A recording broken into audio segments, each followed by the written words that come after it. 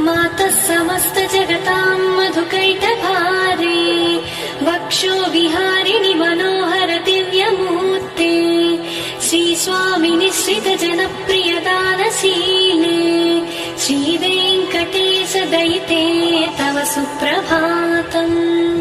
तव सुप्रभातमरविन्दलोचने भवतु प्रसन्नमुखचन्द्रमण्डले गिरिशङ्करेन्द्रवनिताभिरर्चिते वृषशैलनाथ दयिते दयानिधे।